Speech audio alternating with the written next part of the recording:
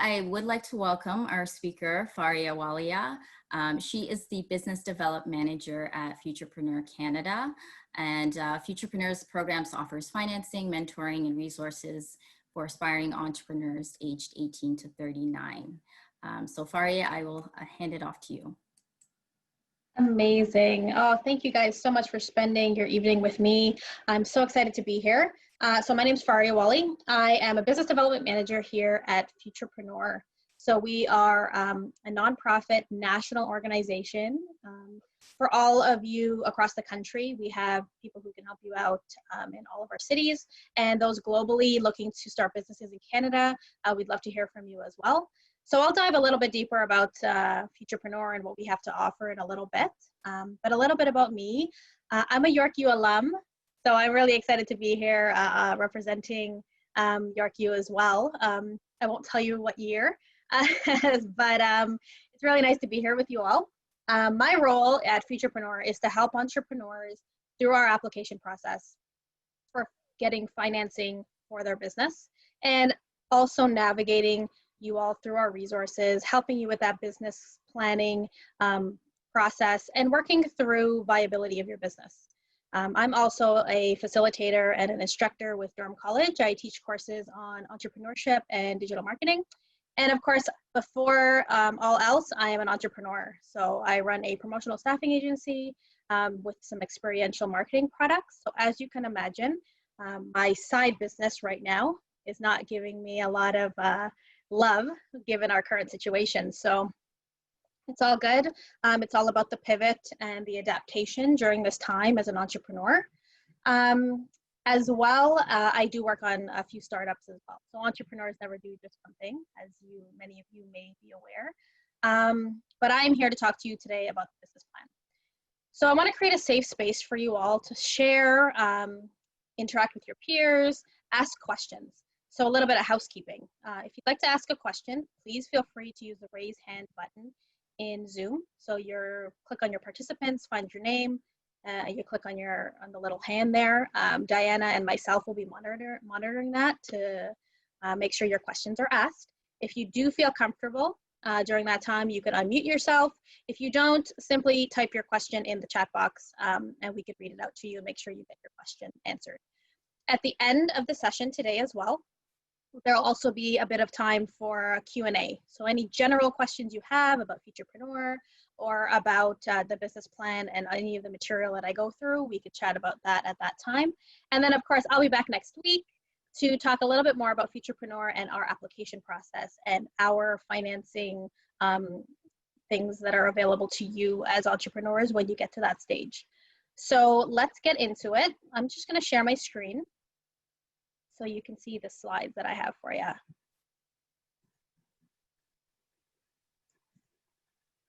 Perfect.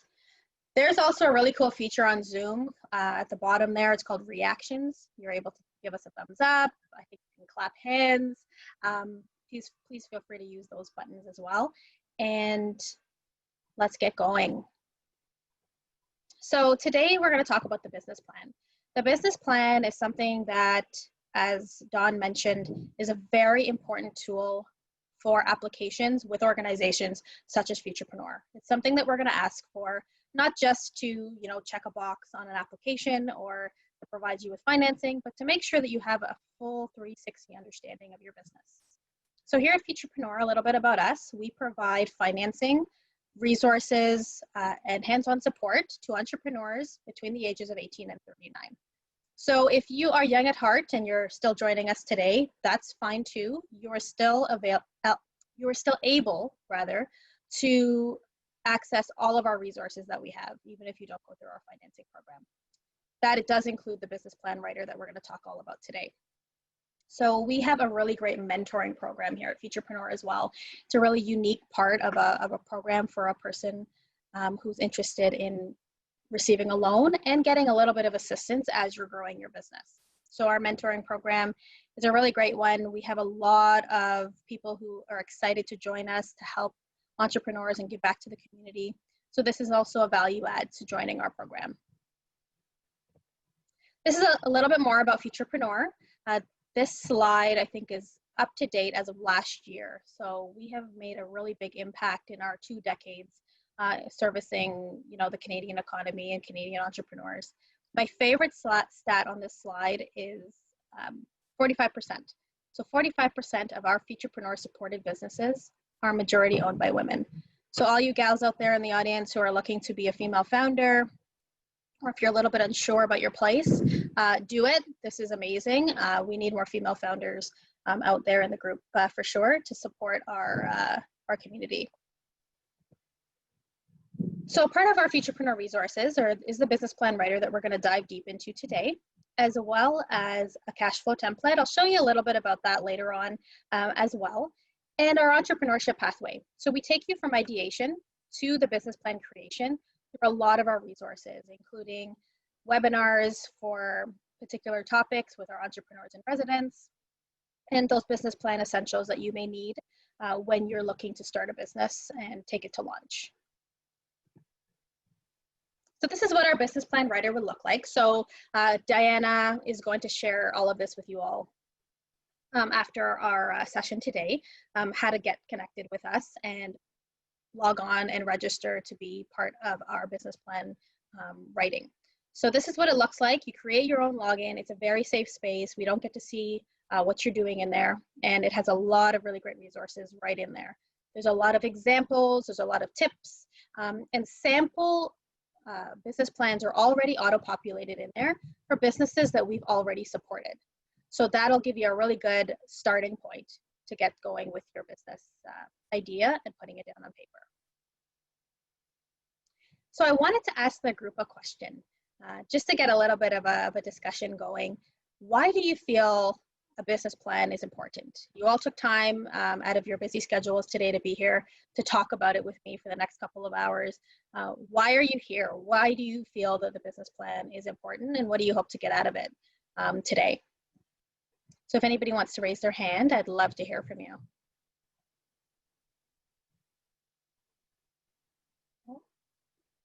Julius, go for it. So a business plan is important because you need finances to stay afloat. Obviously, a business has to be solvent and profitable for it to keep going, and having a plan would help you make sure those finances are in check. Those finances are in check. Awesome. That's a great reason. Who else is out there? Can I give it a try? Yeah, go for it. My name is Munzungu. I am the founder, chief executive officer of AfriCity Pages. Yes. So, so I had to do it for the women, right? I have to represent. Absolutely. You go, girl. But really and truly, when it comes to a business plan, it's really the kind of blueprint that allows to guide the framework, the principles, but also what kind of vision does the business have. So you go from the financials, you go to the vision, the mission, the goals. You go into really what is going to be the nuts and bolts to guide and direct the pathway for a business to be successful. So I look at it from different ways, where you look at a SWOT analysis, you look at threats in the marketplace, you look at different ways that a business can be sustainable short-term and long-term, but at the same time be as competitive as possible, but also be able to, play the game correctly. So yeah, hope that makes sense. Awesome. You got it. Thank you. We're going to talk a little bit about those topics you mentioned today as well. Who else wants to share? Hi. Hi there. Hi. Okay. My name is Tunji Hamzat. I'm joining the full-time MBA. We started last week. So I think that what everybody has said is kind of correct, but in my own simple terms, I think it's just putting your ideas from your mind into a document. And I think that summarizes what a business plan is. You got it. You got it. So all of us have our strengths. We have our strengths, we have our expertise, we have our passions. So I love one of our entrepreneurs in residence, he loves talking about, when people call him up and say, you know what, I have a business idea. I don't know which one to choose or which way to go. He always says, choose the business that's in your heart. It sounds a little cheesy, but it makes so much sense. We all have our passions, and that's where you're going to want to channel your energy when you're looking to start a business. Now, we all have our expertise as well. So typically, we love to start planning the fun things or the things that we love to do the most. If you're an accounting major out there, your numbers for your business are probably spot on. but your marketing plan needs a little bit of love. So same way, if you're a marketer like me, I usually like to run from the numbers. It's the last thing I do when I'm doing my business plan, but it is necessary. So a business plan is really great for looking at your business from a 360 perspective, and it forces you to go through all of the components and the segments of a business that you need to think about to be successful. So entrepreneurs wear all sorts of hats, especially when you're just starting out. You are doing everything. You will not make enough money to hire anybody. You're going to be doing it all. You're going to be your accountant. You're going to be your own marketer. You're going to be the person, you know, dropping off your product and all of the dirty work and the nitty gritty. So you're going to need to understand all of these pieces of your business plan in a lot of detail as you grow and, you know, build a team around your business idea. And as well, it's also really great to have all of this prepared prior to accessing some of those resources that we're going to talk about next week in terms of loans and grants and things like that. So thanks everybody for sharing. Oh, it's not letting me switch my screen here. Oh, there we go. So the 5 stages of business planning that we're going to talk about today. These are essentially the biggest components to any business plan that you're going to go through. You have to talk about what value you're bringing. What is your business all about? A little bit about you and your business, because at this stage too, it's such an early stage of your business, you are a very big part of what you're trying to do here. Your market research and understanding and discovering your customer. We're going to dive a little bit deeper into that too. Marketing, of course, finding and reaching your customer. Operations is not only is it about keeping your customer, it's about servicing your customer. And then of course, finance. How much money am I going to make? At the end of the day, that's really what's going to measure your success of your business, is to how much money you're putting in your pocket as you grow. So stage 1 here is all about your business and who you are. Just going to close some things here. So this is all about who you are and your company profile. So with this, there's a few things on this screen here that I want to talk about. Some things are a little bit more straightforward. For instance, you know, your business description, yes, what it is that you're going to do, what it is about your product, your management, what does that look like for you, who are members of your team, your company structure, are you a partnership, are you a solopreneur or a sole proprietorship, and then of course your goals and objectives and those milestones that you hope to achieve. It's always great to have a nice big picture vision of where you want to go. It'll help you with some of the details in those early stages. The one thing that I wanted to kind of dwell on this slide is your compelling value. So we all have some really great fresh ideas and some innovative things that we want to do. And sometimes we have some traditional businesses too, some tried and true businesses that we are just so passionate about and experts on, and we think we're going to do really, really well. But what is your compelling value? So your compelling value essentially is, why should your customer choose your business over anybody else? It's usually, you know, a 1-sentence, 1-liner about, you know, what makes you special, what makes you unique. So for instance, I'd love to give you an example, and then we can kind of have a little bit of a group chat about it.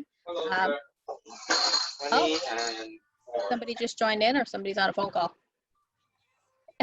So if everyone could just make sure they're on mute, just so we don't share any personal details that you don't want everybody in the group to hear. So a really great example of a compelling value would be, you know, H&R Block. So H&R Block, we've all heard of them. They're a big, massive company, and they do something pretty mundane and, you know, something we all have to do when we get our taxes done. We may have visited an H&R Block, or at least walked by one in the mall. Their compelling value is a standardized, reliable service with something that we need to be done in a very straightforward way. And they have the convenience of having so many locations. So that's what comes to mind when I think of H&R Block's compelling value. So something as boring and mundane as doing your taxes can be compelling. So I wanted to tap into the group a little bit, just to chat a little bit about some compelling value that you have seen with some companies or some products in your life. Who wants to share some examples? Will, you were the first one to raise your hand. What do you got? So one of the companies that I use quite a lot is Tefal. Something as simple as cooking your dinner or lunch or breakfast. You use a frying pan that constantly performs the same level no matter what you put in it, whether you're frying a simple egg or whether you're doing something fancy like paella. So yeah, their value is their product performs no matter what is thrown into it. And yeah. Amazing. Consistency. It is Exactly. a very, very basic, compelling value to a product. Absolutely. What else is, does anybody else want to share?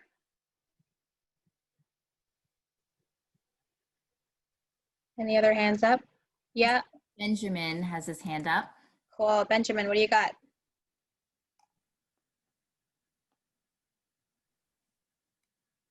Oh, can't hear you just yet. You want to unmute yourself? Hello? Can you hear me Oh, now? yeah, can hear you now. Okay, there we go. Yeah, so a really easy, simple one that everyone knows is Amazon. So it just takes an entire store, makes it super convenient, and then not only that, has transitioned the traditional brick and mortar store to your computer now. So you can access it from anywhere and then have it delivered to you. So there's numerous compelling values within that one, but it's just a big one that everyone knows and is commonly used. Absolutely. That's a really, really great example. What else do we got? Julius, is this you again, or was this from the last time? No, Federal Express is a great example. Mhm. Before, in the 1950s and 60s, the reason why checks took so long to clear was because it would take 8 to 10 business days for them to fly over to a central bank, whereas or for them to be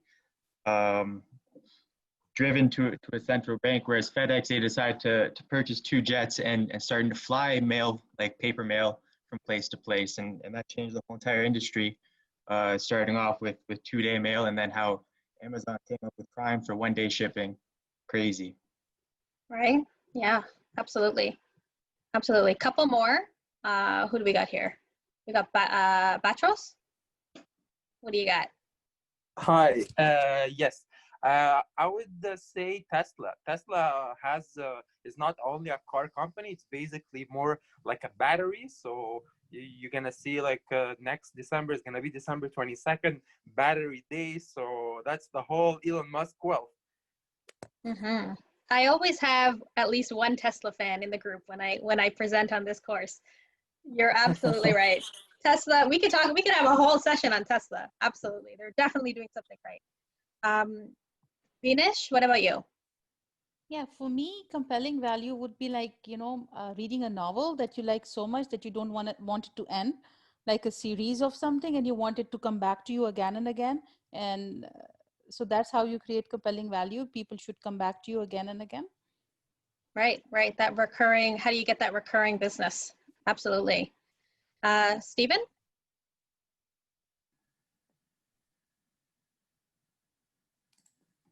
Can't hear you there. Is it Stefan or Stephen?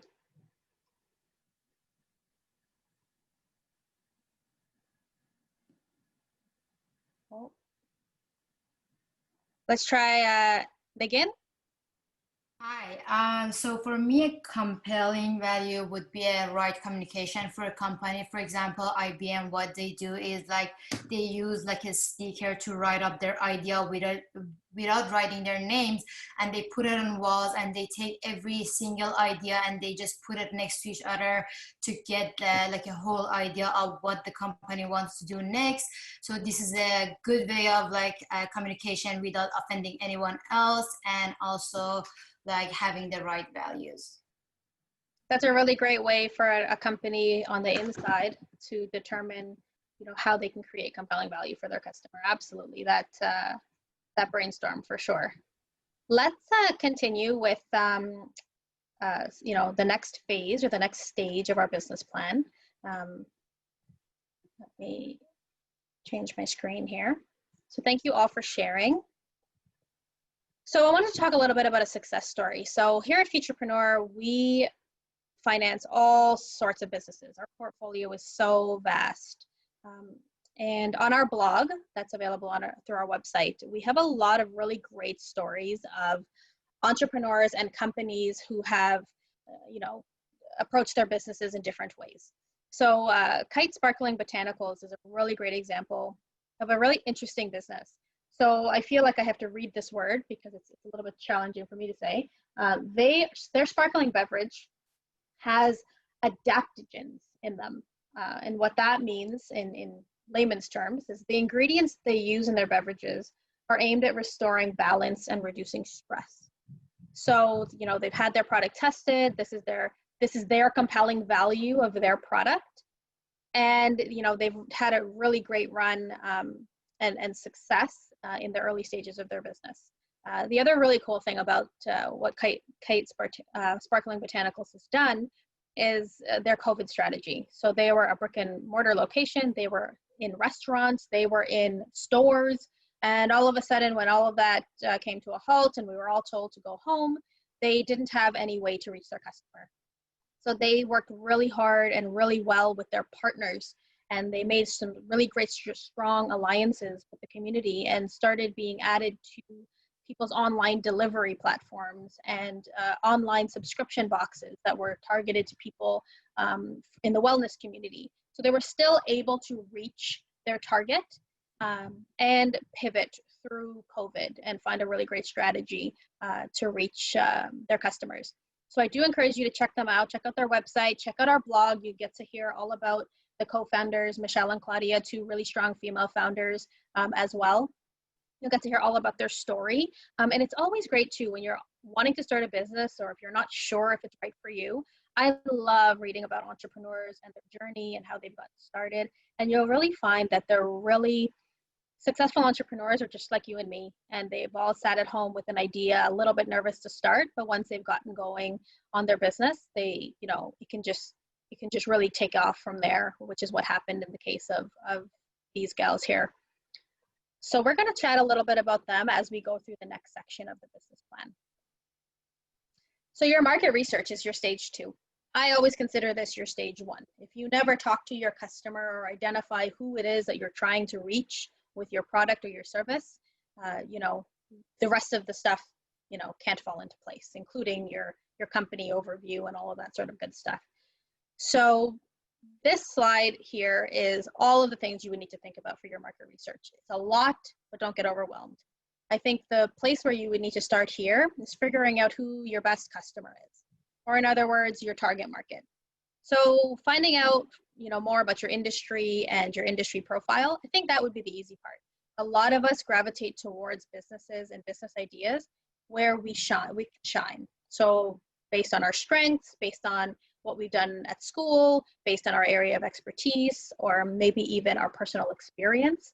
So chances are you have some really great knowledge about your industry already, and that part of the research is going to be a little bit easier to do. The hard part is going to be choosing who to target in terms of a best customer. So here at Futurpreneur, we don't like saying target market. It's a little bit too broad for us. We love talking about the best customer. So it doesn't mean that there's only going to be, one person buying your product. There can be a variety of people who are buying your product or, taking advantage of your services, but you're going to want to focus in on one segment or one niche to target to market to learn about. So for instance, if you're selling toothbrushes, you may think, oh, we all brush our teeth. My target market's going to be everybody. My customer is going to be everybody. So what is the compelling value of your toothbrush? So if my toothbrush is, made from sustainably sourced materials, it's, biodegradable when I want to switch it up every 3 months or whenever you're supposed to switch up your toothbrush, and I have a really great, unique product. Although everybody brushes their teeth, my best customer is going to be the person who really appreciates my compelling value and those really unique benefits of my product. So perhaps a more, green or environmentally conscious consumer versus somebody who's buying their toothbrushes on Amazon. So you really want to find your best customer. Another example that we use a lot, one of my friends, he loves Pilates. He loves Pilates. So he'll go to a Pilates class and he'll be one of 2 guys, if that, in a Pilates class that he's attending. He's not a Pilates studio Pilates studio's best customer unless they're, a specific, target towards men. Typically, your usual, in most cases, Pilates consumer is going to be, a female between a particular age range or in a particular location that's close by to your studio, that type of thing. Those are the traits that you're going to want to think about. Some other things to think about here are your key competitors in your SWOT analysis that we had somebody share about earlier. You're going to want to find out a little bit more about your your competitor rather, absolutely. You're going to want to benchmark yourself against some of them as well. And you're going to want to find some intel. What are they doing? What are they doing right? What are they doing wrong? So how can you fill those gaps? If they are, a business who, is not servicing their customers the way you feel they should, that could be part of your compelling value or your benefit to capture that market share and for customers not to go to your competitor, but to come to you instead. So I wanted to chat with you a little bit about KITE, the Sparkling Botanicals company, and their best customer. So what would some of their traits be if I was a best customer and I wanted to buy KITE's botanical beverages? What do you think some of my traits are going to be if I'm their best customer? Aria, I actually see Nikhil had a question, I think from something you said earlier. Nikhil, do you want to ask your question? Yes, actually, I had a question. At what point do you decide that that's enough research? Let's just go ahead with the plan now. This is a really great question. So some marketers or market researchers are going to tell you, you guys might have heard of the term, the point of saturation. This is a market research term where people say, oh, when you start hearing the same responses from your customers, then you're good to launch your business.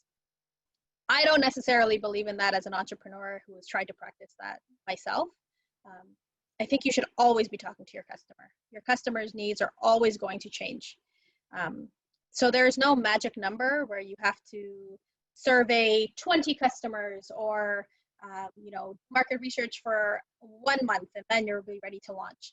You're ready to launch when you have enough of a test done where you know there's enough people to purchase your product or sign up for your service. And even after that, you're still going to be tweaking that market research. You're still going to be learning about them. You're going to be asking feedback. If you are 20 years in business, you still should be asking for feedback from your customer because their needs are always going to be changing. So I know I didn't answer your question specifically. There is no magic number to how many people you should be contacting or how much market research that you need to do. You just have to have a really, really good understanding of what you're doing to service your customer and solving their problem. You have to make sure that your niche is big enough that you're going to make money at the end of the day. That's going to be the interesting part. So this is where a lot of the cash flow budgeting that we're going to talk a little bit about later on and some sales assumptions that you're going to make, a lot of that is going to come into play when you're looking at your market research as well. For instance, digital marketing and paid advertising, that can also give you a good feel for your conversion rates and how you're going to reach your customer and how much money they're willing to pay you for your service. So all of those things come into play. But there's no easy answer to your question. It was a great question. But I would say always keep talking to your customer no matter how successful your business gets. Thanks a lot. Okay. Does anybody have any other questions that they want to get into before we get into KITE's best customer, or does anybody want to give that a go? I actually do have a question. I Yeah. just want to know when you're gonna do the first primary research. Is it while you're doing your market research? Because I know there are times like there's some businesses that is not, for example, in Canada, for example, like buying out life insurance or like life settlements insurance, right? So in this case, our competitor would be in our advantages, right? And if we have no competitors, because no other businesses have done this before, so it's very hard to introduce this product to the market. So in what stage you actually start doing your survey and like talk to people and things like that? So everybody always has competitors. There's no such thing as a business that doesn't have competitors. The idea is, where are your current customers shopping for that service right now? Who are you trying to steal from? Like, Those people would be your competitors. I know for some business like it's in state, but however, it's not like legal in Canada, and they're working on it right now. Yeah. It just that the question is, in order to understand how many people in Canada are interested, do we need to take like a survey, and when should we do that? Yeah, so that should happen right from the get-go. So if you have a particular product or service, you know, that's been tried in another place or in another country, that's amazing. It means it's been tested. It means somebody's using it, and you just want to bring it here. So a couple things you're going to have to find out from your customer. You're going to want to find out, where do they live, where do they work, and where do they play? Who are you targeting here in Canada? And what is fulfilling that need or solving that problem for that customer here in Canada now? What are they doing to get that particular service that they need here? And that one will tell you, one, who you need to compete with, and two, where they're going now and where they're all going to be, so you can go out and ask them questions. Ask questions about their habits surrounding the industry that you're looking at. Ask questions about their lifestyle and how your service fits into that. And you want to ask really broad questions, especially with a product that they've never seen before. That happens right from the very beginning. That in your early stages, even in the idea stage, when you're not even sure if you're going to bring it over yet, or if it sounds like, and again, you may be working through some regulatory things while you're waiting for some government bodies to make some decisions that can take a really long time. You could be talking to your customer, your potential customer, right off the bat. Try to get a sampling of people who may want to try your service when you do bring it over. That could also be a good way to get some testers in the market as soon as something becomes, legal or, ready to go here in Canada. That could be an option for you as well. But that happens right off the get-go. You should be talking to your customer as soon as the idea pops in your head. Okay, thank you so much. I see we have another question from Munzuku. I hope I pronounced that correctly. Almost Munzungu. Munzungu, all right. It's, again, I try to keep it simple. You got 3 vowels, we should be good to go. So just want to know, in terms of kind of discussing, market research trends, looking at customers on kind of all that good stuff. I want to ask, in terms of customer personas, would it be possible to kind of discuss the importance of customer personas to almost have, I'm going to say, a very wide range in terms of the kind of clients that you have with your business, and then trying to, systematically branch them in different categories. So you might have, the millennials who who have a particular, for example, example could be, you have your millennial demographic, you might have, the much older demographic, you might have those in between. So kind of looking at different strategies for different customer persona groups, if that makes sense. Absolutely. So again, your best customer, you may have a few best customers, especially in the early stages of your business, when you're just about to launch or you've just launched. Yes. My biggest advice to you, pick one. Right. Focus on one segment of your best customer. So if your product or service ranges across ages, that's amazing. That means eventually, as you grow, you can potentially capture a really, really wide range of people.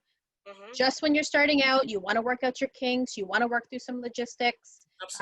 You're going to want to choose a segment.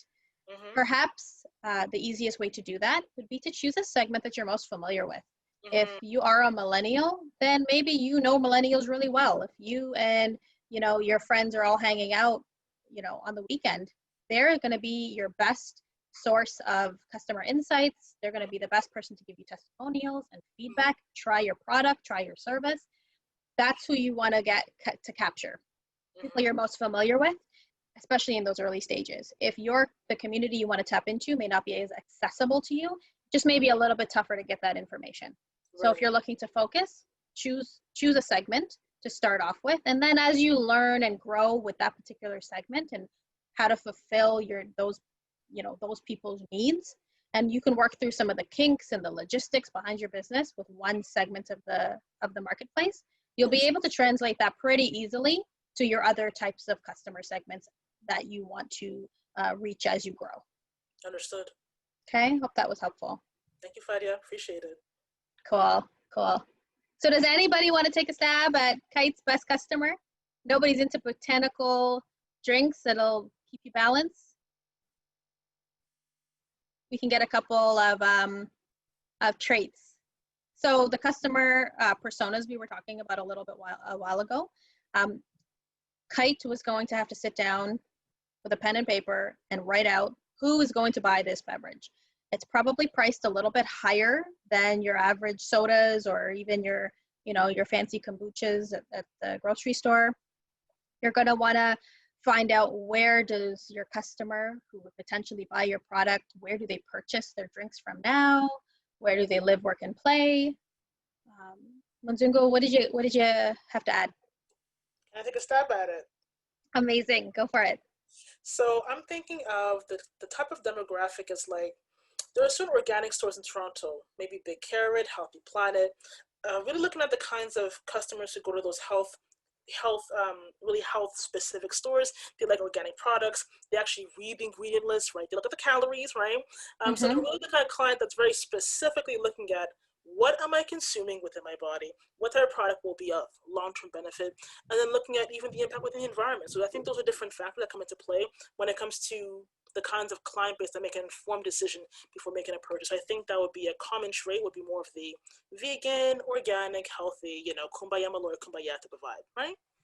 Amazing, you got it. You got it. I'm sure that would be something that they would, the KITE folks would definitely consider as popular traits for their customer. Absolutely. Absolutely. So before we move on to the next section, Diana, is there any other exciting things going on in the chat? Or we're good to move on? I do have a question from Emery. What happens in the case that your product is for B2B sales channel? Do you still develop personas? Absolutely. So you're just going to develop a B2B persona. What types of organizations are you looking at? Are you looking at large, corporations, the big guns? Are you looking at the small to medium-sized businesses? Are you looking at brick and mortar stores or mom and pop shops? The B2B marketplace is definitely one you can segment as well. And you can also, with B2B businesses, find a mix. So if you are a product or a service that can service both a large company and some of those smaller establishments as well, that might work to your advantage. The bigger companies could provide for you maybe a regular big revenue base, and then the other smaller companies can help you, with some smaller monthly types of revenue sources as well. So you may want to take a stab at both, but again, when you're first starting out, you're always going to want to focus. So if you are a restaurant,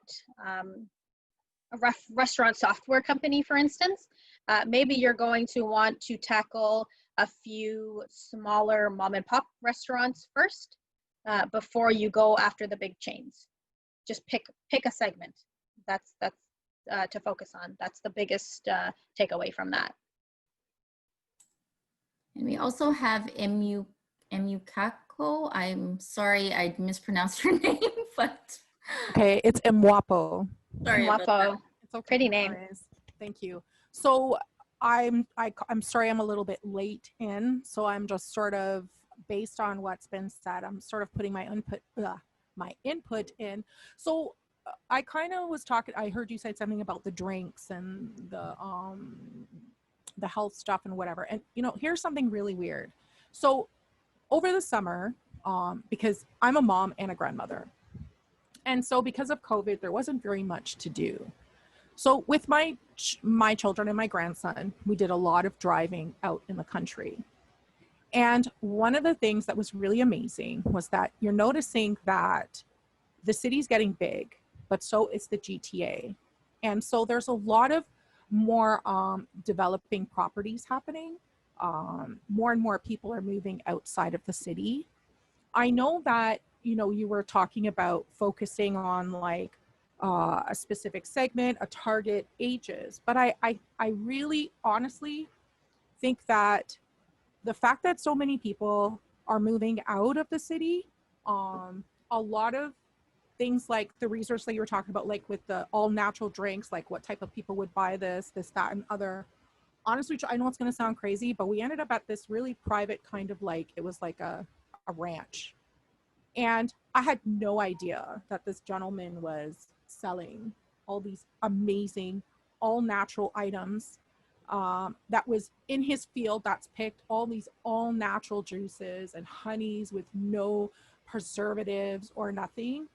And the thing is, there's more and more people, age ranging from young to older, who are getting more into the health, getting more into the healthy eating way of life.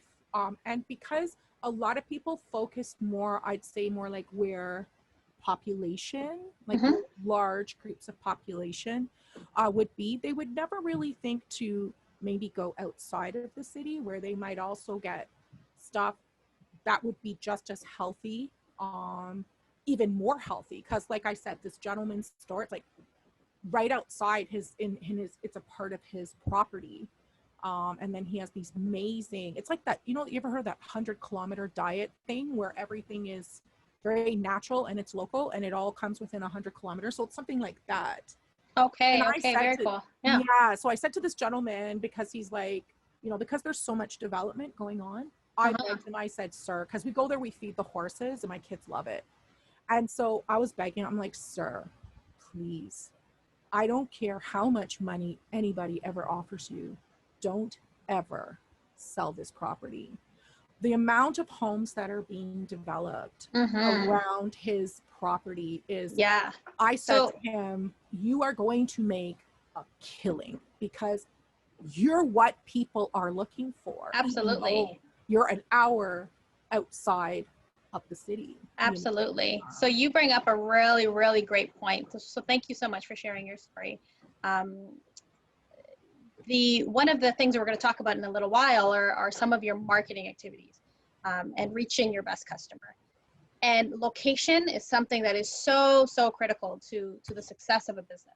So absolutely. So this gentleman that you've met, that's probably going to be his biggest selling feature is the fact that he can reach people outside of the city who still value some of these traits that we talked a little bit about earlier.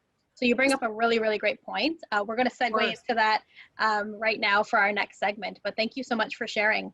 Oh, no, just really quickly too. I just wanted to say too, because with his market, even though he's selling like all these fresh natural products, I remember as a child when I went to school in Toronto, we used to go on school trips. So he's sort of broadened his market, not only selling fresh products, but he's opened the doors and windows to provide really good education to students and school trips that, you know, the board could approve of. So not only is he going into food, you know, and whatnot, he's also teaching children, you know, about nature, about this, about that. And he hasn't even realized that yet because, you know, there's not really any places you could go now. Like, you know, you'd go for maple syrup, you know, those school trips you go with your kids, you know, maple syrup, you go here, you go there. It's not really happening anymore. And so, you know, I just kind of wanted to sort of. No, that's a perfect segue. So thank you for sharing. This brings us to the next segment, stage 3. And this is all about your sales and marketing. So some of those things we just talked about, your marketing strategy, your brand positioning, some of those strategic alliances we talked about. So absolutely, if you have a really great business where you can target and partner with local schools and you know, perhaps communities where people can gravitate towards your business on school trips or community events, absolutely, that is definitely a sales channel for you. So from a sales and marketing perspective, and we're going to spend a little bit of time here as well, you want to talk about your pricing strategy. So you want to try not to compete on price. You want to make sure that your price is in line with the value that your product or your service is providing to your customer. But you're also going to want to take into consideration what the market is doing, what your competitors are doing, and you're going to do that through your SWOT analysis that we talked a little bit about earlier. And then, of course, your sales process, your sales cycle, and timeline. So in the days we are living in the world of Amazon, I stopped shopping at stores because I felt that was taking too much time. I want my products tomorrow. I won't buy it if it's not on Prime. We've just gotten used to that in our lifestyle. Your sales cycle and your timeline could be critical to your business and the success of it, and how much of your market share you can capture from your competitors. You need to be able to do things, if not at the same time, or even quicker than your competitors in many cases. Of course, those strategic alliances we talked about, in terms of partnerships and how, you know, KITE Botanicals was able to partner with subscription boxes for wellness companies to reach for a wider reach and an online presence they didn't have before. That was a really great channel. And then of course, you know, partnering with like-minded businesses. So for instance, if I'm a, you know, a beverage, a wellness beverage, perhaps I want to be in some yoga studios or some wellness centers to promote my product. So sales and marketing can really take on a life of its own, and you can really spend a lot of time here. Where I want to chat a little bit more about are some of those marketing activities specifically, and some brand positioning as well. So here at Futurpreneur, when we ask to look at your business plan and for you to complete this section, we want a lot of specifics. We want you to focus in on what your top 3 marketing activities are going to be for a launch of your business, whether it's a service or a product, or if it's a B2C or a B2B. We want to know exactly what you're going to do to reach your customer. Now, the number 1, probably most popular marketing activity that everybody should have on their business plan, or most of you should have on your business plan, is location. Your location can simply make or break your business. Where is it that you are going to reach your customer? So not all businesses are made in the city, absolutely. What about your location is going to provide your business with success and reach your target customer, your best customer? Fadia? Yeah. Quick question, if you don't mind. Yeah, go for it.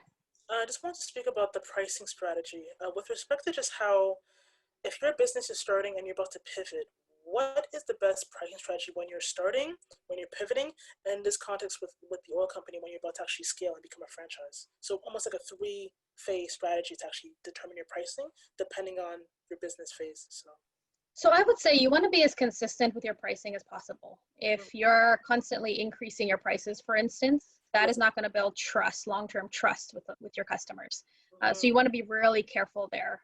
You don't want to price yourself too low to where every phase of your business, you're increasing the price. That might instill fear in your customer and not build that trust, especially if you're a service-based business. Right. You want to try to create that relationship. Yes. Okay, you wanna try to encourage customers to keep coming back. So you want to be as consistent as possible. So make sure that in the beginning, as early as you can, you're choosing a price point that you may want to stick with. This could be as simple as doing a calculation as to how much money you want to make per transaction or per product or per service or whatever it is. You may want to start there as well to make sure you're covering your costs as well with your price. Absolutely. Okay, I hope that was helpful. Pricing is so tough to kind of pinpoint. Yeah, that's kind of I want to get that strategic advice, but it helps a lot. Absolutely. Great. Perfect. No worries. So we have a lot of folks still joining the breakout rooms. You're probably going to be in there for a little bit.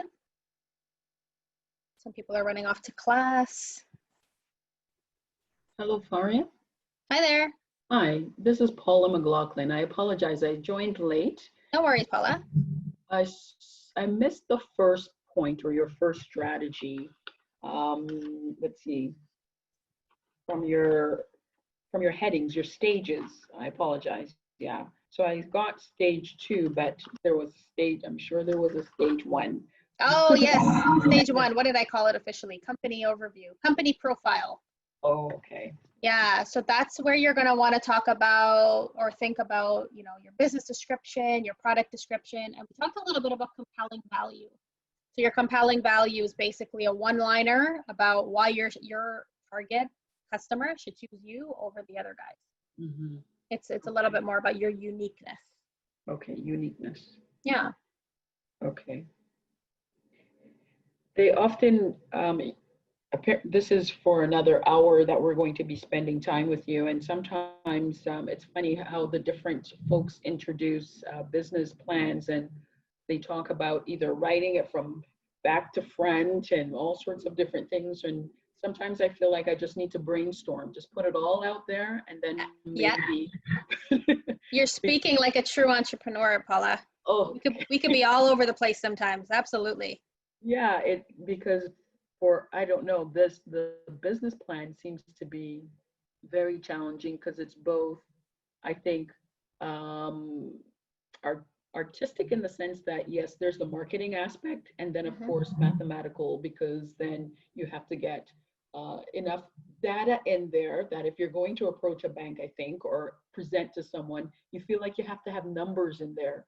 Like maybe you're talking about your customers and so it's not just the persona, but what data is there. And sometimes I feel for me, it's a little intimidating trying to get those numbers for to put into the plan. But yeah. Yep.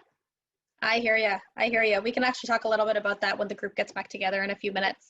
You bring up some really great points about that, Paula, for sure. Okay, good. Okay, cool. So I'll save my response for a few minutes so everybody can hear your great question. No worries. No. Of course. Thank you. Did anybody else who didn't join a room have any questions? I met all of our 4 fellow colleagues, and I'm really happy to talk to them, basically. And in the meantime, I have also shared my business. But ma'am, can I ask a question? Sure. In this workshop, say like I am having 4 to 5 business idea, what I am planning to launch in Canada. So I am not sure which one shall I start first. So do I get any kind of assistance for my business idea analysis so that I can come to a conclusion, okay, that are the business I want to start, because I am in the business in Middle East and Dubai for last 10 years. So I want to start the trading business in Canada. So I was thinking, shall I go to B2B channel or shall I go to B2C channel? Yeah, Mohammed, I'm going to answer this question with a non-answer. So this is a popular question that I get all the time from entrepreneurs who have a lot of ideas on the go at one time. One way to do it, choose a business from your heart. Choose the one you're most passionate about and you're going to enjoy. Entrepreneurship is supposed to be a journey, not only to make you money, but to make you happy. That's my general philosophy on that. And oops, I'm getting some feedback there. So another way to go about it is do some customer discovery on your business ideas, especially because you're coming from an international market, trying to bring your expertise and your experience over to Canada.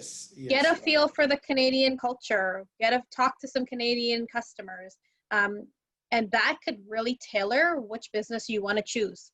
If Canadians are responding to, or Torontonians, for instance, are responding to a particular business more than the other, that may be where you want to focus.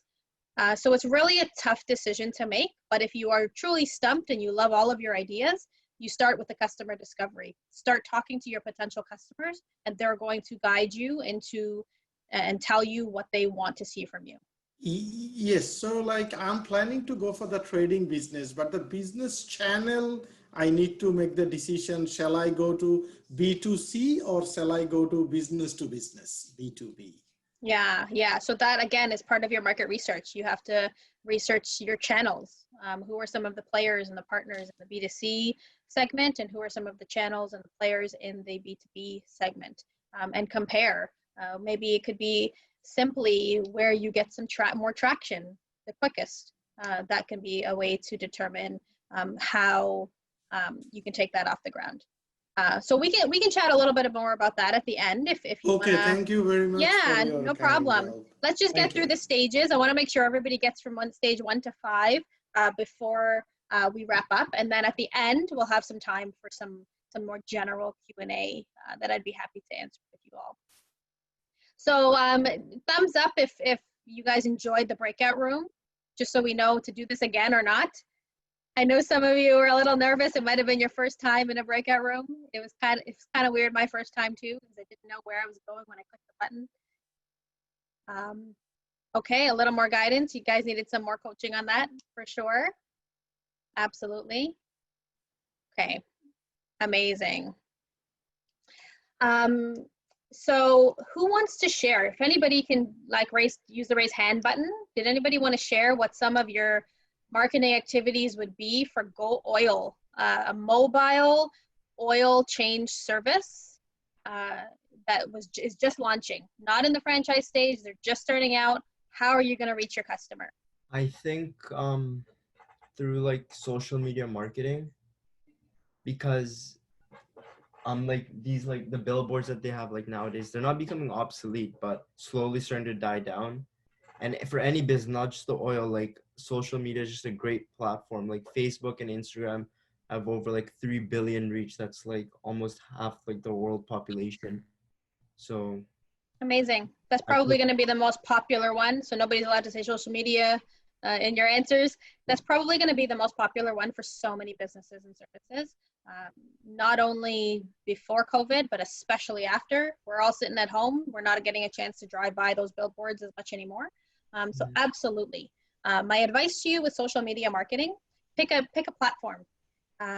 In almost every business plan that I review that includes social media marketing, it says social media marketing. I want to see some more details. Who are you reaching and on what platform?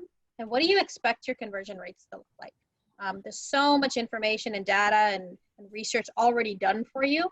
Do a little bit of research on some of those platforms to see what you're looking at and which way you want to go with your social media platforms. So that is a really great answer for sure. So who else wants to share? I was thinking, what if like partnering with travel agencies and offering kind of like a discount to their customers and saying like, if you encounter oil issues on the road, contact this company.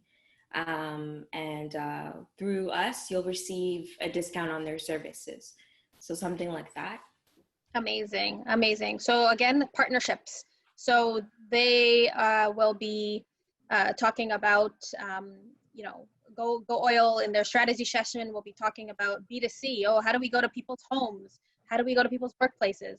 But a B2B aspect would definitely be, how do we become a third-party person, third-party business that we're called upon? So those partnerships with those particular businesses, absolutely, that's such a great idea. So you don't always have to think about your business. We touched on this a little bit earlier, is one silo, B2B or B2C. You can try to incorporate both. And partnerships and strategic alliances with businesses and people who have already existing networks is going to be huge to your success. There's always a lot of people already established in organizations or in relationships with other people that they can just funnel business your way. So that's a really great one as well. Also, go ahead. I'm sorry. Yeah, I think like also a subscription model could be valuable, like in terms of being like your car doctors, where they would actually take over the responsibility from you. Amazing.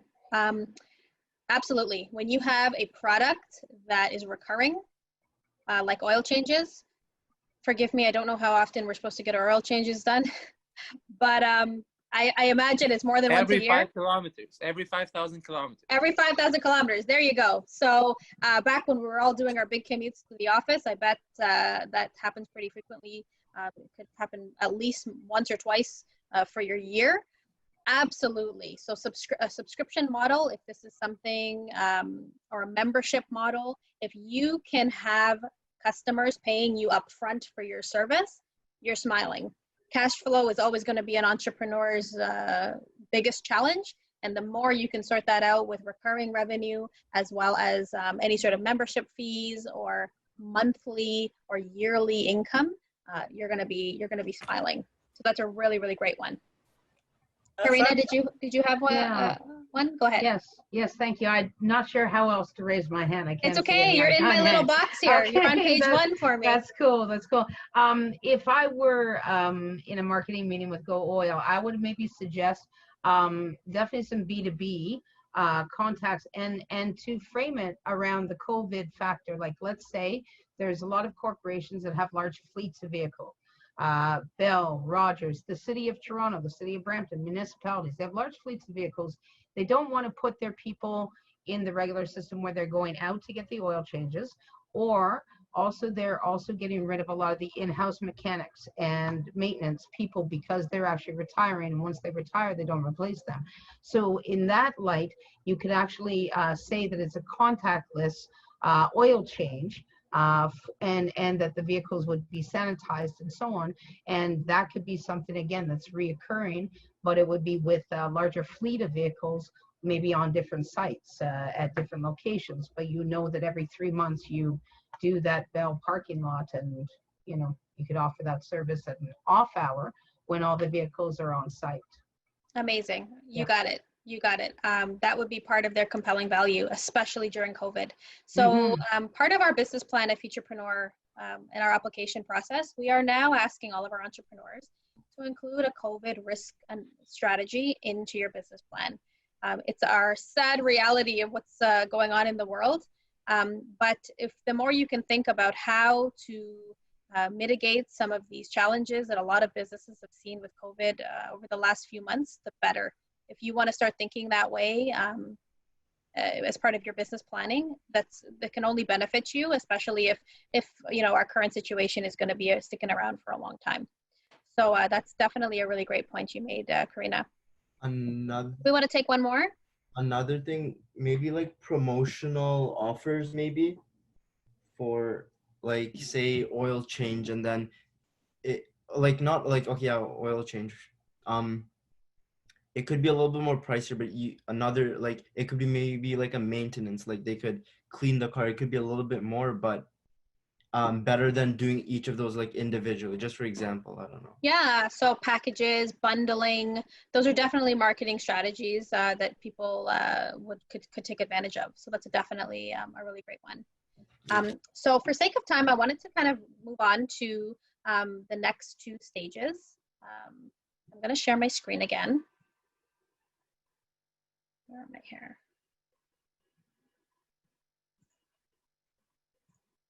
Okay.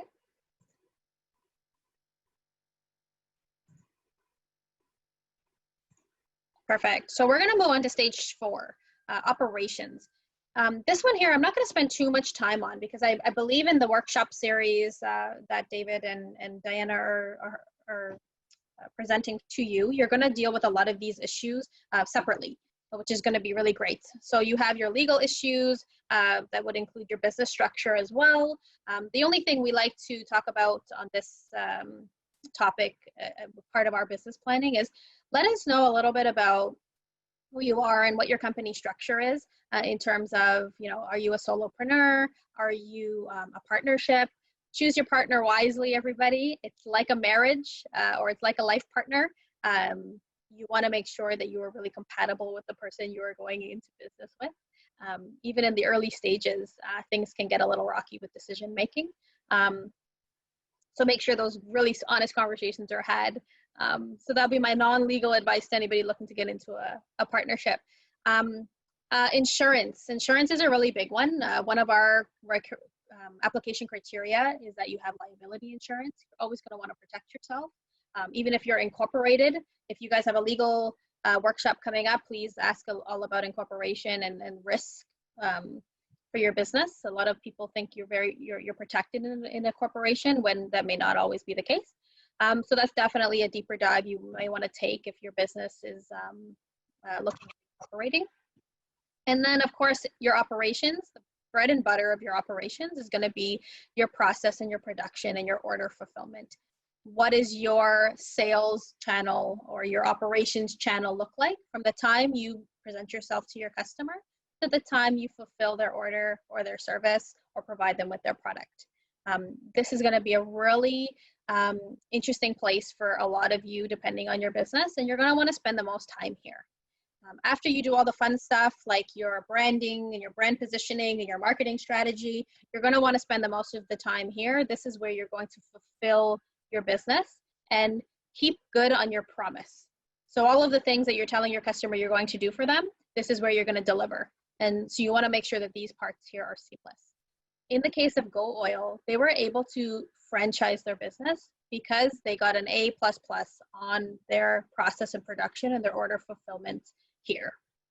Now, they didn't do this quickly. They didn't do it to launch. So I see a lot of business plans come through saying that, you know, they're ready to franchise. You're not going to be ready to franchise just yet. That's a really great goal to have in your goals and objectives section of your business plan. But right off the bat, you want to make sure that you're working out all the kinks, the seams of your business right from the get-go, especially if that is one of your future plans. So this is pretty much stage 4, operations. Does anybody have any specific questions on anything on this slide here? I have a quick question if you don't mind. Yeah, go for it. I kind of just want to explore the legal component. My company is incorporated, so I kind of want to ask, if we're looking at intellectual property rights, looking at copywriting, patents, all that kind of good stuff, in what way should we be prepared to really begin that process of protecting our business name, our business logo, all that kind of stuff? So. Yeah, so I think, Diana, correct me if I'm wrong, you guys have an expert coming in to talk about all of that over the next 11 weeks, right? Yes, that is later on in the series, so we will have that one. I want to save that one for the experts. I'm not a legal professional, so I don't want to misguide you on any of that. So best to save that one for the expert as you go through the series here with Diana and David. But what I can tell you is, in the very, very early stages of your business, unless you have a super interesting proprietary product or service, focusing on trademarks and patents may not be your priority just yet. Right. We always like to tell you to drill back to the basics. Order fulfillment and process and production piece of your operations is what's going to need to be the focus as you work through the kinks of the business. Again, unless you have something super high technical or proprietary, you may want to just drill down to the basics and maybe make trademarks and copyrights and things like that a phase 2 part of your planning. Okay, perfect. Thank you. Okay. Also too, because there are a lot of costs associated with some of those things and some of those legalities, as you'll learn. So you may want to make sure that you're accounting for those properly, and maybe decide if you need to spend those funds right away or not. Okay, thank you. Okay, cool. Does anybody else have any other operations kinds of questions before we move on to the fun stuff? Hi, Faria. Hi. Yes, I'm asking about HR. What if I want to open up something related to tech and I'm not tech, but I know that there's 2 types of HR. There's the technical HR and there's the human resources people who actually look for the culture of the company and all that. So what do I do? Do I really need to begin with an HR to bring people so I can be sure that they are well aware of what to do, or what do I need them to do, or what should I do? So in the early stages of your business, when you're first looking to launch and you're getting some traction and you're ready to bring on a team, or you're wearing all the hats, you simply don't have enough HR for me, enough hands to do it all. You don't necessarily need an HR professional. You may want to start choosing your team by filling in those gaps. So for instance, if you are running a company where you need somebody a little bit more technical to help you, that is the partner you may want to bring on, or that is the employee that may be your first hire.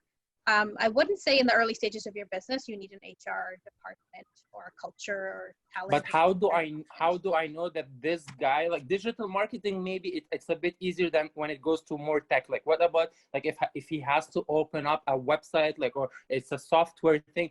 How do I know? Like I'm limited in that knowledge. I know what do I want at the end, but I don't know how to get there in those like technical stuff as a software wise, as a coding wise, or all these stuff.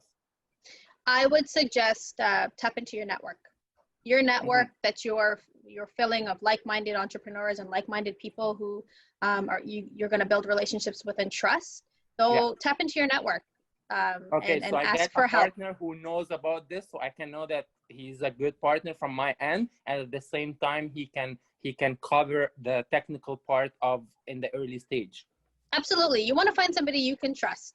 Yeah, so somebody who can somebody in your network who understands your business, understands your passion for the business, and understands your operations. They are going to be the best people to partner with. All right. Okay, rather than having an external person do this hire for you, especially in those early stages where your team is so small. You need to make sure that you're so compatible with that person beyond just your skills. They have to understand the vision. Yes. Yes. Thank you. Cool. We have 3 more people who raised some hands. Who do we have? Hi, Faria. Oh, Hi hi, there. it's Nikhil again. So, Faria, I have a business plan that I plan to go overseas with, but the legal concerns regarding the business will always be different across boundaries, right? So, in the nascent stage, how do I plan my business from the get-go? Into another country? Yeah, because I have a plan that I intend to go with the abroad as well, but the legalities would be totally different, right? So how do I plan from the start? So this is an interesting one as well. If you're looking to bring a business into Canada, that's maybe something that myself or Dawn at the Small Business Center could speak to. You're going to want to find out and do your research about how your business fits into that company, or to that country rather, that country's culture, regulatory system, laws, all of that sort of thing. You may want to start with, particular organizations in the government of the country that you're looking to do business in, to find out a little bit more about how we work. So if you were looking to bring a business into Canada, and somebody called me here at Futurpreneur and said, okay, I have this really great business in my home country, I want to bring it to Canada, what do I need to look for? I'd probably send them to their small business center, who has a wide range of resources, and people who they can refer to with that particular expertise. So you may want to find whatever that equivalent organization is in the country you're looking to do business in. Okay, I guess that answers some of it. Yeah, thanks a lot for your help. Anybody else? I think that was it for questions. That was it. Oh, I see Karina's hand. She's still in my view here. Go for it. Hi there. Yeah. I've been down the road of hiring a lot of people, probably thousands in my lifetime, in my career, in event planning and so on. So my advice to anyone that's wanting to hire people is just do a project with them. Just do a project with them. Just have them do some work with you. See how the communication is. See how responsible they are. See if they get you without you instructing every little thing. Because particularly if you don't know, the field as well as you would like to, and you're hiring people that might know it better than you, they're going to need to understand you almost intrinsically. And when you find those people that understand you intrinsically, and you don't have to spell out everything for them, but they produce what you need in a timely way, cooperative way, they're easy to work with, those are the people that you hire. But you never make a promise beyond the one. Like for me, I would do one trade show. I'll do one brochure with you. I'll make one logo with you. We'll see how it goes. That's the best way to find the right people for you. Amazing advice, Karina. That's absolutely super valuable. Absolutely. Thank you for that. So I wanted to share another story before we get into the fun financials to end off our session today. This is another really cool success story here at Futurpreneur. This is Connect Rehabilitation. They're based out of Owen Sound. You can find out more information about how they started and got going on our blog. So Claire and Stephanie, two other really great female founders, woohoo, were able to start a rehabilitation center in the southwestern Ontario city. So they offer physio, chiropractic care, but their really cool, compelling value for Connect Rehabilitation is they provide yoga and fitness practice in their center, right there in their center, which is really cool. They want to focus on preventative services, not just focus on people who are already injured. Another really cool part of their programming is they have a kids component where they introduce wellness and fitness and mindfulness to children as well. So it's a center where the whole family can attend and really live a lifestyle, in addition to people who need injury rehabilitation and things like that. So they're working on servicing their current market, as well as they've expanded their revenue sources by including these other related services within one establishment. So they're a really cool success story that Futurpreneur has supported.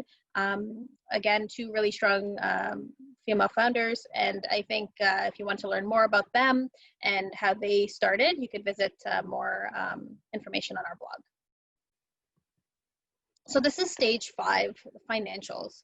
This is the part where, you pour yourself that big cup of coffee or the gigantic glass of wine and, get going on your financials. This is a stage of the business plan that may be a lot of people's least favorite, but it is the most necessary. This is where you are going to include everything that you could possibly spend on your business and do some daydreaming as well. How much money do you expect to make? What are your services and your products? How are they going to do in the marketplace? So we're going to talk very top level. I'm going to spend a few minutes on what our Futurpreneur cash flow template looks like. This is available on our website as well. We can share these resources with you as well for you to get a feel for simply the things to think about when you're looking to crunch your numbers, even if you don't have a business established yet. You're going to want to see if your business idea is feasible and if you're going to make money at the end of the day. So we're going to look a little bit here. This is basically a screenshot of our Excel spreadsheet. That is our cash flow template. It works on Google Sheets as well if you don't have Excel. These are where you're going to indicate what your startup costs are. How much is it going to take to get your business off of the ground? And these are some things that you're going to think about. If you're an e-commerce business, you're going to perhaps invest in a new computer that can have a little more functionality for you. That's where you're going to list this item. If you're looking to open up a restaurant or a clinic, you are going to look here to how much you're going to spend on some of those renovations for your business. Any legal fees that we talked about, if you're hiring somebody to consult you on some of that, or if you are looking at some of those trademarks, if you have something interesting that you want to protect. If you're looking to start a website and you pay somebody to do that for you, that's where all of this is going to go. Then this is where the forecasting comes in. So this is the tricky part. This is where you want to make some sales assumptions. We could probably have a whole other session just on the cash flow alone. It's so intricate. But what we're going to talk about today are just some simple, basic ways to go about your sales assumptions. For instance, if you have a business that has some seasonality to it, if you're a landscaping company, for instance, obviously in your summer months, you're going to have many more customers than in your winter months. However, you may be offering snow removal in your winter months. So what does that look like for you? Service-based businesses may be a little bit better to guess than the product-based businesses because you can go on capacity. You're one person running a landscaping company. You know how many houses or how many clients you can service in a day, a month, a week. That may make this process a little bit easier in some cases versus products where you're guessing about how many customers are going to buy your product.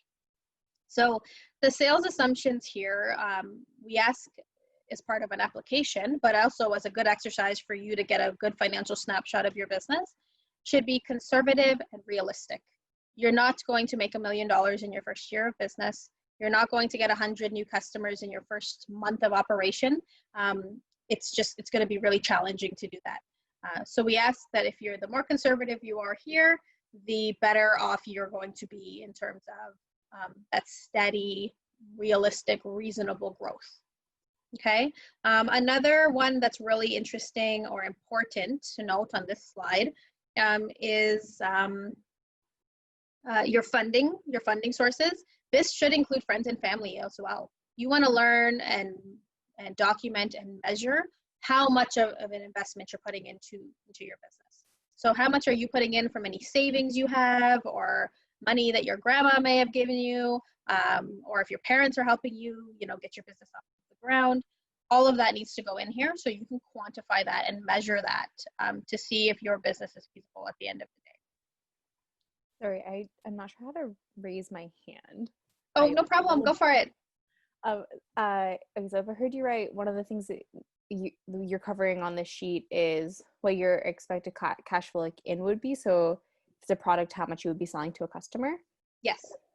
Cool. So so that's obviously before you start a business, a little bit hard to tell. Would that be part of your market research? So when you're going and seeing who's actually going and buying these products, you're seeing how many people, like how much other businesses are actually selling these products? So this here, again, this is where the tricky part comes from. This could be just a simple calculation between like your market size. How many people are you looking to target?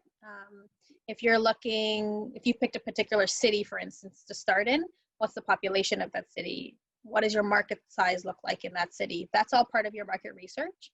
And then what is a realistic expectation for how many customers you would expect to get as a new business? So I know it's a bit broad of an answer, but you may want to assess your market size first to determine how many customers you're going to attract. This could be done in a simple, if you're doing a Facebook ad test and you send a test out to 100 people, how many people respond to you? And then how many people from there email you again about what it is that you're looking to sell them? That could give you a good idea as to your numbers. So out of 100 people, maybe you had one person send you a follow-up email.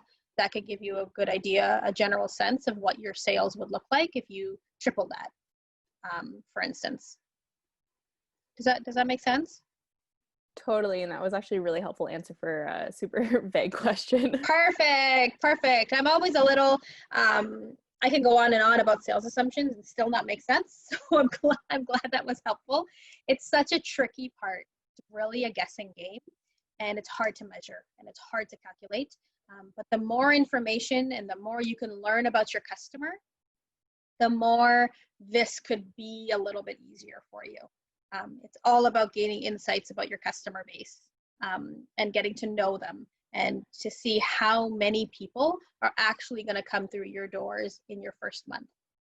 Once you get, that 1 month down, you'll be able to make so many more accurate assumptions for your sales projections after that. Fadia, can I ask a question? Yeah. Just want to add, just to make sure I understand, because it's a whole lot of information. I think we're all trying to make it make sense, but I'm more of a person that can put it, I just want to put pieces together and make it look right. So I kind of just wanted to clarify or to kind of accentuate in terms of the cash flow analysis, because I think it's the bloodline of a business, right? And I think ultimately when you get this part right, everything else kind of flows. And I think in many ways, kind of based on what you said, it's more in terms of informing not just a pricing strategy, not just a customer strategy, not just a marketing strategy, but it's really a holistic perspective to determine under what capacity can the business be profitable, and to prove it with the numbers, whether you're assuming or not, but the numbers will paint an accurate picture of the kind of financial projections that will allow your business to grow over time. Is that correct? Absolutely. You got it. Spot on. So it's this three. Yeah. You're absolutely clear. I got it. Great. You got it, girl. This whole cash flow forecast is for you to make a big picture assumption and a big picture projection about how much money you want to make at the end of the day. So for instance, if you are expecting in your sales assumption in your first month to sell 10 pens, you're going to reach 10 customers. Right there on this slide, you're going to indicate to us how much these 10 pens cost you to get here, and then how much you're going to sell. So that becomes where you try to find this balancing act of, how much you're spending on inventory, how you're going to reach your customer. Same way with service-based businesses. In the next slide here, this is where you calculate all of your expenses. If you're a restaurant, for instance, and you're growing, you're going to want to calculate what your employee wages are going to be to service these customers that are coming through your restaurant doors. So it's fine-tuning the balancing act between what your expenses are and how many customers you're servicing and are paying you for that service or for that product.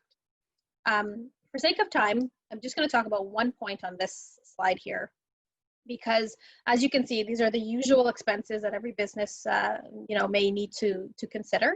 The one here that I want to talk about is the owner's draw. So as entrepreneurs, we often say, I've heard this forever, I'm not going to pay myself in the first year of business because I'm going to invest everything I have into my business to make sure it's viable and I get it off the ground. This response doesn't make any sense. We all need to live. We all need to hang out with our friends or hang out with our kids on the weekend. You want to start a business and run a business from a place of strength and happiness. these are my general philosophies on starting a business. And the only way you can do that is if you're sustaining yourself financially. If you can pay rent or pay your mortgage, you know, and buy your groceries with ease. You don't want to put so much pressure on your business where all you're worried about are the dollars and cents coming through the door.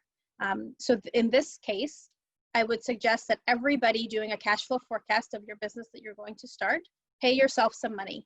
It doesn't have to be a whole lot. You don't have to be balling at the end of every month, but you need to be able to make sure that you're sustaining yourself so that you can run your business from a place of ease.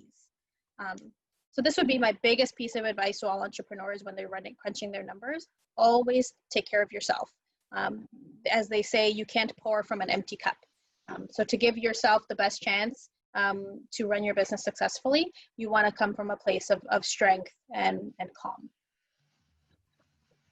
So this is my contact information. I would love to hear from anybody who wants to chat a little bit more about their business, and of course, who wants to learn a little bit more about Futurpreneur. I'll be back next week to chat a little bit more in detail about the actual Futurpreneur program, our application process, and what that looks like, a little bit more about the financing piece of it. But I did want to end off before we get into some question and answer. Paula and I were chatting while you guys, some of you were in the breakout room, about where to start with your business plan. There are no rules to this, especially if you are a true entrepreneur through and through. You don't need to start at the company stage 1 at the company profile all the way through to your financials. You may be hopping around. You may do all the parts that you love first because it's easy. It gets the juices flowing. You may want to start with the things you hate the most. In my case, it would be my financial forecast. So it's really a fluid document. Your business plan that you create today or tonight after the call, I hope I inspired some of you to do that, is going to be very, very different from the business plan that you are going to have at the time your business launches. You're going to want to revise it again, when you have a new product offering. It's a working document that's going to follow you through the entire life cycle of your business as well. So that's my parting words to you today. I hope it was informative. Again, I think all of these templates are going to be shared with you at some point during your series with Diana as well. But were there any last burning questions? We have a few minutes before we all kick off for the night. Hi. So I would love to answer any questions. Hi. Hi there. Okay, so in terms of funding, I know you had said family, friends. I'm interested in finding out about loans for businesses. When you go to the bank, do you need 3 things? Do you need to have yourself good credit? Do you need to have a business plan? And do you need to be incorporated or registered to go to a bank to inquire about a loan for your business? Yeah, so I hope you can make it to next week's session. We're going to talk a lot about all of those things in a lot more detail. To answer your question, it's yes to all 3 of those things in some capacity. Okay, great. Yeah, so yes, and so almost yes. So your credit score is something that, for all of you undergrads out there as well. I know when I walked through, my first credit card was given to me when I walked through the student center at Yorkview many years ago. Get that credit card. You need to start building your Canadian credit, as early as you can, healthfully, especially if you want to, apply for loans and things like that. So that's something we can dive deeper into next week. But your credit score is very important. This business plan is very important. We want to learn all about you and who you are and what your business is going to be about before we lend you money. We want to set you up for success. When you get that money into your bank account. Okay. Oh, there's some more raised hands. Who's next? I just have a fast question. Go for it. I heard in the beginning that it will be recorded, this session. It will be on YouTube, right? Yes. Yeah. Go for it, Diana. You can. Yeah. Yep. All of our sessions will be recorded. So they are being recorded now and they will be posted on our YouTube channel. So I will be sending out the link to everyone once it's posted. Thank you so much. No problem. And I see Will has had his hand up for a while. So yeah, go for it, Will. Ask a question. Oh, Will, you're muted. I'm just going to get you to unmute. Okay, let's try it again. So, Yeah, there you go. in a business plan, should one put their education, for example, if someone's been to business school, or if they have technical expertise, like they've done software engineering if they're making a software company, or is that not as necessary in a business plan? It's absolutely relevant. If you have relevant education and technical experience or skills that are going to show us why you're best suited to run this business, we want to hear about it. If you're an industry expert because you are a hobbyist in that industry, we want to hear all about it. So education really matters if it's relevant. So if you are, if you're in business school, absolutely, it provides you with so much more experience to be able to start the business. Some more, if you're a humanities major like me, maybe that's not as relevant to me opening a grocery store or a software company.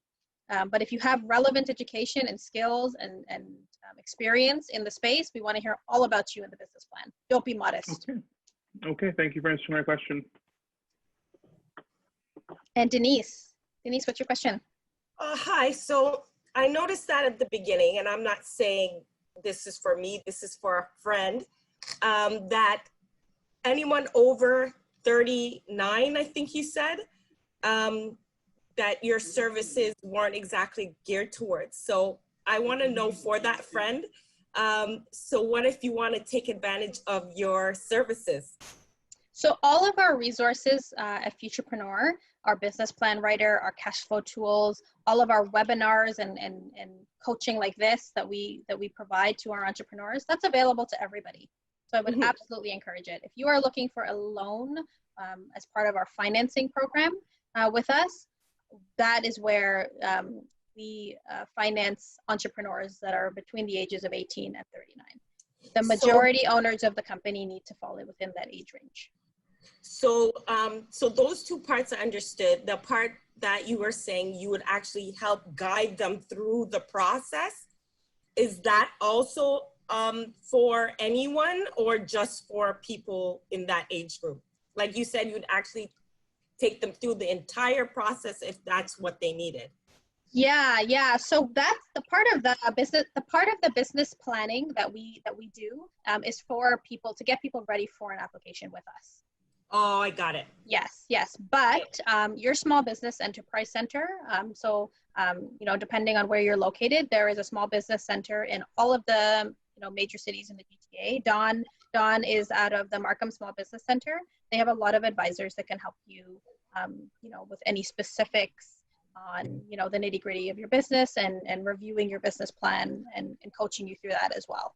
So they're a really great resource to work with as well if you're not quite a fit for our financing program. I see. Thank you so much.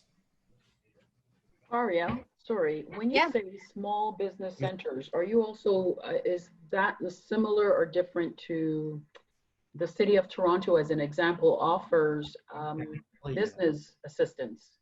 So is that a... Don, maybe you can jump in and help me there. Yeah, so the City of Toronto operates its entrepreneurship services under the banner Enterprise Toronto. That's right, exactly. Yes. That's who you're referencing. Enterprise Toronto is an example of a small business enterprise center. Okay. I represent the Markham location, but you're right, Toronto has one here in York Region. There's an office in Vaughan, Richmond Hill, and in Newmarket. And then in other cities across Ontario, there's a local office. You know what, in the chat, I'll paste a link that has all of the Ontario Small Business Center locations listed. Yeah, thank you for that, because I do also fall outside of that age range. So, but I'm familiar with the services from the City of Toronto. And so for the folks that are on here that may not be able to meet within your age range for that actual hands-on or that close working relationship, maybe that's something that can be shared as an alternative, right? Absolutely. You got it, Paula. Thanks, Don, for sharing that info. Well, and if I can add, it's not, I wouldn't look at it as an alternative. The small business centers work really closely with Futurpreneur. In fact, many will get Futurpreneur funding through working with an advisor at a small business office. And then also tapping into that is York University's series through this Founder Fundamental series, but also the more in-depth information they provide through Launch U and YSpace. So it's an ecosystem that's meant to be supportive and collaborative. And so there may be multiple touch points with some of the partners that you'll see in this series of presentations. So okay, so since you took the time to stress that, are you saying that someone outside or older than the age of 39 can use your services where you're going to do that? We're going to work with you and help you with your plan and through the investments, or no? Because it clearly says 18 to 39 and it was, so are you saying no? That's Futurepreneur's criteria, but with some of these other partners, like the small business offices, we don't have an age criteria, but we also don't have access to the $15,000 plus $35,000 loan program that Futurpreneur offers. Okay, so you're different from Futurpreneur then. In a complementary way, I don't want to say. No, sorry, I thought you were with Futurpreneur as well. I didn't realize that maybe. Well, that's what we want you to feel. We want you to feel that this is an interconnected network. Faria and I, we know each other and talk to each other a lot. So I'm actually pleased that you think we're part of the same organization. That, and then Diana, David in the chat. Okay, I understand now. Thank you. Yes, yes, that does make me very, very happy as well. We are here to help the entrepreneurial community and grow the entrepreneurs, you know, the entrepreneurs in Canada. So the more we can collaborate on that and share resources and all of that, the better. So thanks, Don, for making that point. I just have a quick question. Yeah. For those two templates, are they going to be posted anywhere? Yes. So I think that wraps us up for today. We're a little bit OT. So Diana, if you want to answer that question and take it away. But I want to thank all of you for attending today. I hope this was helpful and insightful. And I hope to see many of you next week as well.